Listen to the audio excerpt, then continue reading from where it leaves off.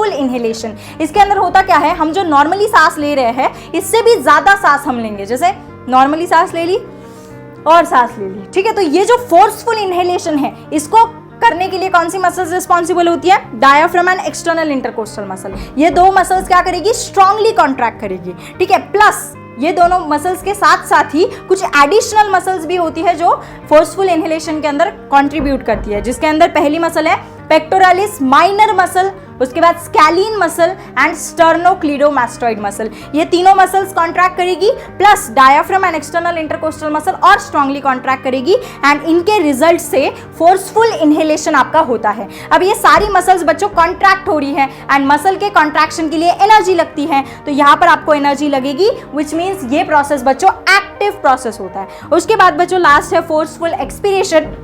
Forceful expiration के अंदर क्या होता है, कॉन्ट्रैक्शन होता है। किसका कॉन्ट्रैक्शन, एब्डोमिनल मसल का एंड इंटरनल इंटरकोस्टल मसल। यानी देख रहे हो, इंटरनल इंटरकोस्टल मसल सिर्फ फोर्सफुल एक्सपीरेशन करवाती है, बाकी सारे के सारे फेनोमेनन जो हमने पढ़े ब्रीदिंग के अंदर, उन सब के अंदर आपकी एक्सटर्नल वाली इन्वॉल्व है, external intercostal muscle. But internal intercostal is the only one जो क्या करवाएगी, फोर्सफुल एक्सपीरेशन करवाएगी। तो फोर्सफुल एक्सपीरेशन के अंदर कॉन्ट्रैक्शन होता है एब्डोमिनल मसल का एंड इंटरनल इंटरकोस्टल मसल का।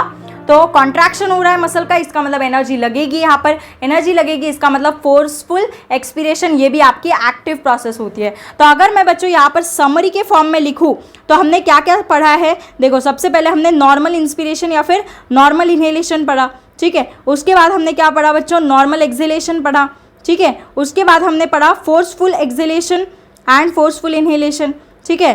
तो फोर्सफुल इनहेलेशन लिख देती हूँ पहले एंड फोर्सफुल एक्सहेलेशन मान लो।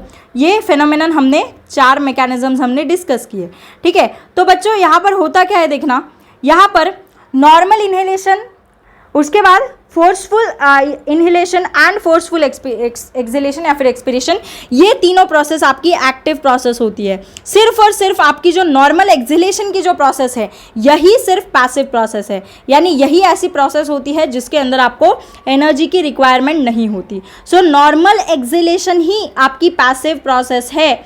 इनको छोड़ के बाकी सारी की सारी प्रोसेसेस कैसी है बच्चों, एक्टिव प्रोसेस है।